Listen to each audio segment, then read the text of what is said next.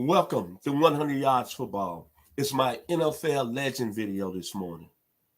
Walter Payton, Jackson State University, the Chicago Bears. So if you like the video today, please come and share it. I'm Mr. Football, Vincent Turner. And if you like the video today, I surely appreciate it here at 100 Yards of Football. Walter Payton. It's not much that you can say about a football player than this young man here. Walter Payton is my father's favorite football player of all time. Mr. Chester Turner, who's still living in Memphis, Tennessee at 84 years old. And I'm very blessed to have my father still living that I can rely on for information and rely on wisdom. And he raised me to be an outstanding gentleman. I'm so proud of him, and I'm very honored that he's my father. Well, Walter Payton, make no bones about it, was his favorite player. And on November the 1st, 1999, Walter Payton went to glory. And it was one of the most saddest days of my life. Because when you talk about individuals, you talk about football players, you just talk about human beings in general. Walter Payton is at the top of the list. In my mind, the greatest football player that ever came out of the state of Mississippi, out of Columbia. And I always told you something in the water in the state of Mississippi, a state that's had a lot of tarnished history, but you look at the people that came out of Elvis Presley, James Earl Jones, Oprah Winfrey, Sam Cooke, Jerry Rice, William Faulkner, Conway Twitty, Morgan Freeman, Steve McNair, Muddy Waters, B.B. King, Jimmy Buffett. Walter Payton is right there at the top of the list. And before I get into Walter Payton's football awards and achievements, he's one of the few athletes that I have at the top of my list that I totally admired, loved, and really want to meet. I put him in the same realm as the young man out of Louisville, Kentucky, Muhammad Ali, or the two track stars at the '68 Olympics in Mexico City, John Carlos and Tommy Smith. And then the 1966 Texas El Paso basketball team that won the national championship with an all-starting starting five African Americans: David Lattin, Willie Lunsley, Bobby Joe Hill, and coached by the great Don Haskins. That's where I put Walter Payton at. And I remember my first real memory of knowing about Walter Payton. I was in the 7th grade in 1972 at Longview Junior High in South Memphis. And I had a friend named Clint. And Clint had an uncle that was on the coaching staff at Lane College down there in Jackson, Tennessee. And I remember Clint came back that day on that following Monday in the last of September. And you know how kids got around at the back of the field. We on the track doing recess. And he said, ooh, man, we. I just went to see Jackson State play Lane College. And man, I saw this running back from Jackson State. He had 7 touchdowns in the game. He had 279 yards. And we said, man, get out of here. He said, I want y'all to remember his name. His name is Walter Payton. So on that day, September the 23rd, 1972, me as a 12-year-old, I knew about Walter Payton. And I never forgot that name. Then I did my research and I started looking at Jackson State a little more serious, because one of my favorite players, Len Barney, right now was doing this thing with the Detroit Lions, so he was out of Jackson State. Then I looked at Walter Payton, that team he was on at Jackson State, who was part of that team he was on. Robert Brazile, NFL Hall of Famer. Jackie Slater, Hall of Famer, LA Rams. Ricky Young, Vernon Perry, Jerome Barkham. Those his teammates when Walter Payton played at Jackson State. And then he gets drafted by the Chicago Bears in 1975, 4th overall. And I remember what the league said and what some of the GM said about Walter Payton. Why would the Bears take a running back that played at lesser competition?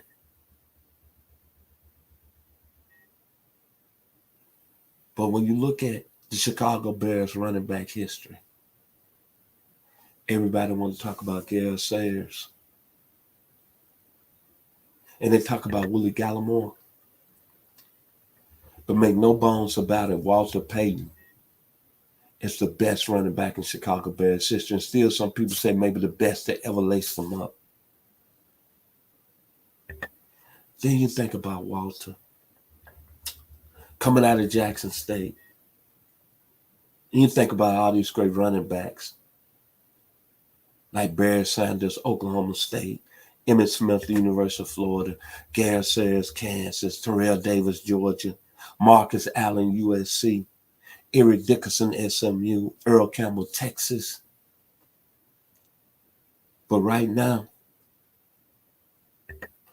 Deion Sanders, as you being the head coach at Jackson State, when you open the season or when I hear you on TV, it's no doubt you've done a lot of things for Jackson State University. But what you should do, before you open your mouth and talk about how great you love coaching there, you should mention this young man on the screen right there. Walter Payton, the greatest Bear ever. I'm sorry if I'm getting emotional, but people don't know that Walter Payton has touched a lot of people's hearts in the state of Mississippi and throughout the South. And where I'm from, Memphis, Tennessee.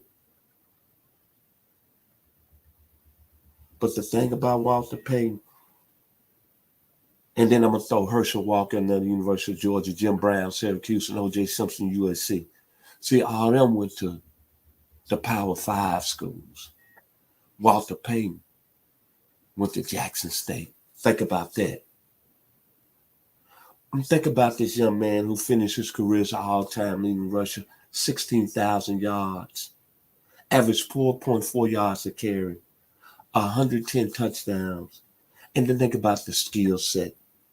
Initial quickness, A+, the vision, A+, the run instincts, A+, the inside running, A+, the looseness, A+, yards after contact, A+. He was a hell of a blocker. High level, A+. His hands, he threw, I think, 8 touchdowns in his NFL career, A+. And the football intelligence, A+. And he had that famous move, the stuttering high step. But the thing about him, his motto, never die easily. Never die easy. And then I'm going to tell you how special he was. Let's go to his first 4 years in the league. 1975, 679 yards, 7 touchdowns. Chicago went 4-10 that year under Jack Pardee. The next year, they went 7-7. In 1976, he had 1,390 yards and 13 touchdowns. But his quarterback, Bob Avellini, out of Maryland University, listen to this stat. He only threw for 8 touchdowns and 15 interceptions. Then in 1977, when the Bears went 9-5 under Jack Pardee, Bob Avellini, the quarterback, his stats, 11 touchdowns, 18 interceptions. But Walter Payton won Player of the Year, 1,852 yards and 14 touchdowns. Then in 1978. Under Neil Armstrong, the Bears went 7-9. Bob Avellini, 5 touchdowns, 16 INTs. Walter Payton had 1,395 yards that year and 11 touchdowns. Hands down, that's the argument you can make of him being one of the best that ever done it. When you compare him to Barry Sanders, you compare him to Emmitt Smith, even compare him to Garrett Sayers, Eric Dickerson, Marcus Allen, Terrell Davis, Jim Brown, O.J. Simpson. All those teams they played for professionally, they at least had other players and other people on offense that make it happen. But that right there, that's what to me separates Walter Payton from everybody else. His first 4 years in the league.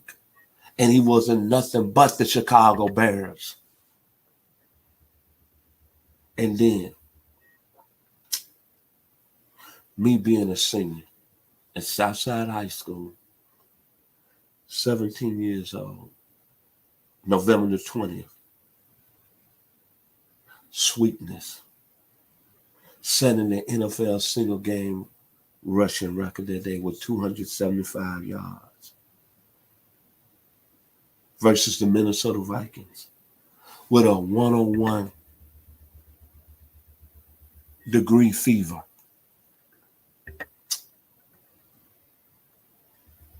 I was so happy that he finally won his Super Bowl in 1985 with that great Bears team that had the greatest defense of all time. But to be honest, Mike Ditka, you should be ashamed of yourself because Walter Payton just scored a touchdown that game. 9-time Pro Bowler. Pro Football Hall of Fame, 1993. The greatest football player ever out of the state of Mississippi. And what he left on the league is never going to be another, I want to say, individual that's going to come with pride, honor, respectability. And when you hear his name and you see him, your heart drops. That's why on November 1st, 1999, it was hard for me to handle.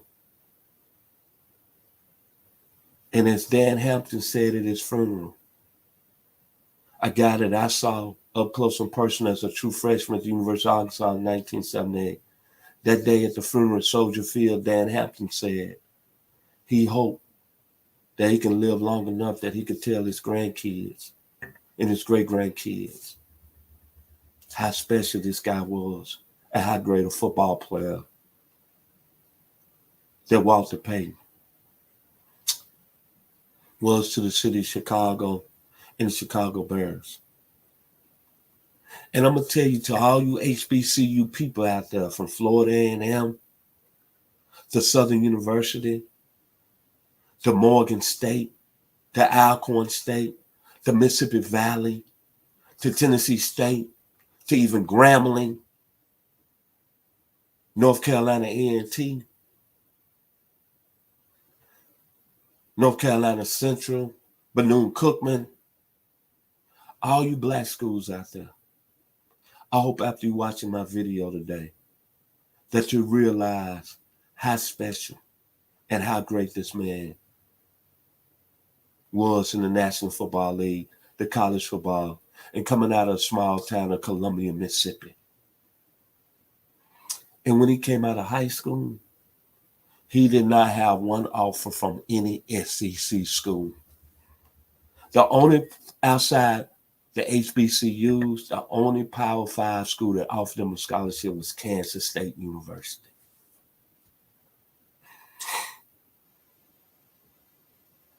I know a lot of people want to talk about Garrett Sayers as the greatest running back in Chicago Bears history.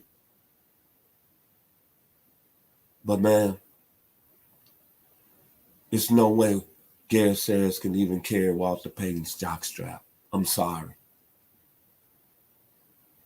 And I want to say as my final words is that I'm so grateful and so honored to do a video on this great football player and what he's meant to me following the great game of football from a high school level to a college level to an NFL level. We should give Walter Payton his flowers, man. He was special. And my father's favorite football player. So kudos to my dad down in Memphis, Tennessee, who I love dearly, Mr. Chester Turner. It was an honor today to do Walter Payton here on 100 Yards of Football. And I'm going to say this. I'm so honored. I don't have much, but it's an honor to do a video and have it on social media. And I want to give special thanks to my producer, Logan Landers, for making it happen this morning. And for my man who believed in me. And 2 years ago, as we sat on the steps at the Atlanta Voice, Mr. Jeremiah Long, we're doing some special things over here at 100 Yards of Football. And to our NFL guy who's taking a chance on us, a 12-year veteran who played with the Atlanta Falcons, made it happen in Florida State in the late 70s. And to other great people that's been outstanding in my life, who's really, really been behind me, have given me great, great advice over the last few years in doing this. Mr. Mark Denham, out of Lufkin, Texas, thank you for your encouragement, for your knowledge, and your truthness. And I'm going to say this before I get off here today. I'm very thankful. I don't have a brother. I have 3 beautiful sisters. Stephanie that lives in Memphis, Tennessee, Rhonda that's in Nashville, Tennessee, and Bridget that's in New Orleans, Louisiana. And I always wanted a brother, but that wasn't in the plans. But I tell you, the gentleman that's put everything behind me, and it's funny, he's out of Brooklyn, New York, Boys and Girls High School, same high school as Dwayne Pearl, Washington. I want to say thank you from the bottom of my heart and much love and believing in me, Mr. Ronald Keebler. We know him as Ronnie Keebler. Thank you. So if you like the video today, please come in and share it. There's only one word I got to say about Walter Payton, man. It's like my band, Lakeside, lead singer Mark Wood, Walter Payton, you was all the way live at Jackson State and with the Chicago Bears. You're the greatest Chicago Bear ever in my heart and in my soul. So if you like the video, please come in and share it. It's been an honor. It's been a pleasure. I'm Mr. Football Vincent Turner. Y'all be blessed.